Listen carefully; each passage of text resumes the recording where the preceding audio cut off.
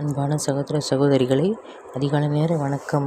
இன்றைய நாளுக்கான தேவனுடைய வார்த்தை சங்கீதம் 128 அதிகாரம் 1 உன் மனைவி உன் வீட்டோரங்களை கனித்திரம் திராட்சை கொடை போல் இருப்பாள். உன் பிள்ளைகள் உன் பந்தைய சுற்றும் ஒளிமரக்கன்று போல் இருப்பார்கள். இந்த அழகான வசனத்தை கண்டு கொடுக்கிற தேவ ஜனங்களே, தேவ பிள்ளைகளே, படிக்கிற பிள்ளைகளே, வாலிப பிள்ளைகளே, கர்த்தருக்கு பயந்து அவர் வழிக்கு நடக்கிறவனும் அவன் பாக்கியவான் என்று வேதம் சொல்கிறது. நம் கையின் பிரயாசை சாப்பிடுவோம். நமக்கு பாக்கியம் உண்மை உண்டாயிருக்கும். கர்த்தர் நம்மை தேர்ந்தெடுத்திருக்கிறார். கர்த்தர் நமக்கு எப்போதும் நன்மையானதை தருவார். தீமை ஒருபோதும் நம் வாழ்க்கையில் அணுகாது.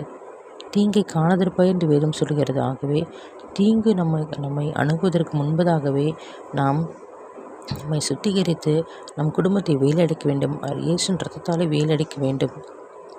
ஆகவே கர்த்தருக்கு பயப்படுகிற, கர்த்தரை சார்ந்திருக்கிற மனுஷனாக நாம் இருக்க வேண்டும். உங்களுக்காக ஜெபிக்கிறேன்.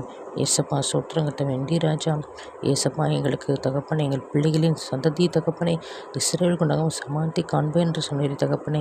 ஆண்டவரே ஏசப்பா சோத்திரங்க, எங்கள் பிள்ளைகளை ஆசிரிக்கிற தேவனே, எங்கள் பிள்ளைகளுக்கு நன்மையான ஈவுகளை கொடுக்கிற தேவனே, நன்றி இயேசு, நன்றி இயேசுவே.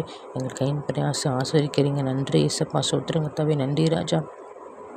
நாங்கள் நடக்க வேண்டிய வழியை எங்களுக்கு காண்பித்து எங்கள் மீது ஒரு கண்ணை வைத்து எங்களுக்கு ஆலோசனை சொல்கிற நல்ல தகப்பனாக இருக்கிறேன், தாயாக இருக்கிறேன், சகோதரியாக நண்பராக இருக்கிறேன். கூடி நன்றி இயேசுப்பா சோத்திரங்க தவிர நித்திய வாழ்க்கை எங்கள் ஒவ்வொருவரையும் தகுதிப்படுத்தி வழிநடத்துங்க ராஜா.